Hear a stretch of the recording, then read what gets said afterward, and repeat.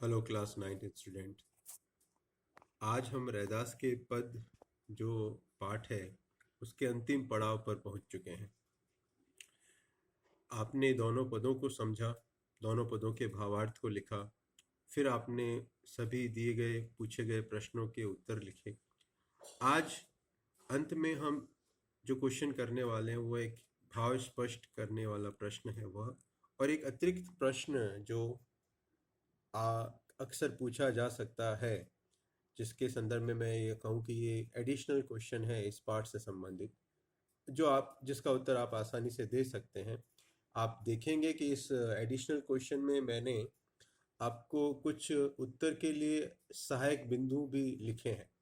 अगर आप उन बिंदुओं पर सोचें, जैसा कि आप अनुच्छेद लेखन के दौरान करते हैं, अगर आप ऐसा भी करते हैं तो आप इस प्रश्न का उत्तर आसानी से दे सकते हैं।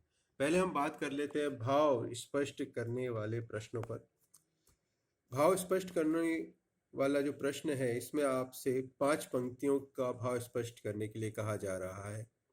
पहली पंक्ति है, जाकी अंग अंग बास समानी। यह रैदास जी के प्रथम पद की दूसरी पंक्ति का आखिरी हिस्सा है, जिसमें कवि रैदास जी कहते हैं कि प्रभु जी तुम चंदन हम पानी, जाकी अंग अंग बास समानी।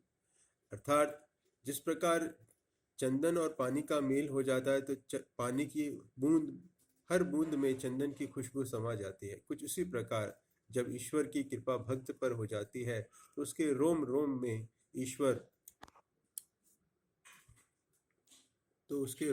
ईश्वर का एहसास होने लगता है। दूसरी पंक्ति है, जैसे चितवत चंद चकोरा। यह भी प्रथम पद की ही पंक्ति है। इसमें बताया गया है कि जिस तरह चकोर नाम के पक्षी को चांद से प्रेम होता है, वह पूरी रात उसे निहारता रहता है, उसे केवल उसी की अभिलाषा होती है। कुछ उसी प्रकार एक भक्त की इच्छा या एक भक्त की अभिलाषा भी सदैव ईश्वर को पाने की, ईश्वर को देखने की होती है। तीसरी पंक्ति है, जा की ज्योत बरे दिन राती। तो यहाँ पर कवि रैदास जी ने अपने आप को बाती और ईश्वर को दीपक कहकर पुकारा है, और वो कहते हैं कि हे ईश्वर, आपकी कृपा से जो बाती है वो जिस प्रकार बाती के जलने से दीपक प्रज्वलित होता है, कुछ इसी प्रकार आपकी कृपा से मेरे मन में ज्ञान का उजाला या ज्ञान का प्रकाश फैला है, और मैं निरंतर आपकी अनुभूति का एहसास करता हूँ। चौथी पंक्ति है, ऐसी लाल तुझ बिन कौन करे। तो इससे पहले आपने एक प्रश्न का उत्तर दिया होगा जिसमें पूछा गया था कि रैदास जी ने अपने ईश्वर को किन किन नामों से पुकारा है। तो उसमें ये शब्द लाल भी आ सकता है। आप लिख सकते हैं, लाल से अभिप्राय है स्वामी, कि हे स्वामी, आपके जैसी कृपा और मुझ पर कोई नहीं कर सकता। इस संसार में आपने जो मुझ पर कृपा की है, वैसी कृपा इस संसार में और कोई मुझ पर नहीं कर सकता। ये इस पंक्ति के द्वारा स्पष्ट किया गया है।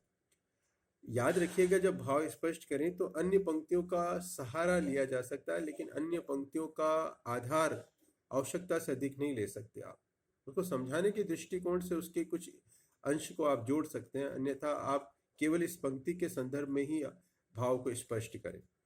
आखिरी पंक्ति आज की, नीचो उच्च करे मेरा गोविंद काहू ते ना डरे।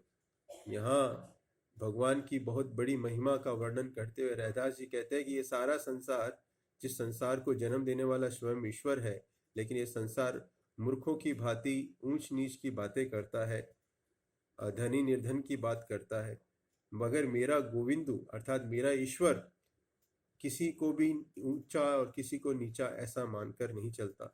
वो सब पर अपनी कृपा समान रूप से बरसाता है, और ऐसा करने से वो किसी से भी डरता नहीं है।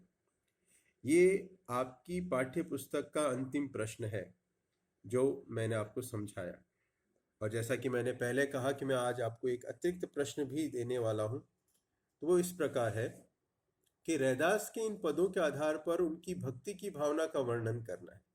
अगर आप मेरे पहले के वीडियो देखेंगे तो मैंने रैदास के जीवन के बारे में आपसे चर्चा की है। अगर ढंग से सुना है, उनको अगर आपने देखा है, तो इसका उत्तर देने में आपको ज़रा सी भी कठिनाई नहीं होगी। और कठिनाई वैसे भी नहीं हो सकती क्योंकि मैंने इसमें पहले से आपके लिए सहायक बिंदु, उत्तर सहायक बिंदु जोड़ दिए हैं। जैसे यदि आप देखें कि आर्टिकल जब आपसे पूछा जाता है, हिंदी में अनुच्छेद आपको करने के लिए दिया जाता है, तो आपको संकेत बिंदु देते हैं और आप उन संकेत बिंदुओं के आधार पर लिखते हैं। कुछ उसी प्रकार इस एडिशनल क्वेश्चन का, इस अतिरिक्त प्रश्न के मैंने आपके लिए सहायक बिंदु बनाए हैं। यदि आप इन सहायक बिंदुओं पर जरा सा भी सोचेंगे तो इसका आंसर, इसका उत्तर आप बड़ी सरलता पूर्वक दे पाएंगे। आज की इस वीडियो में इतना ही। अगले चैप्टर की वीडियो तक का इंतज़ार कीजिए। धन्यवाद।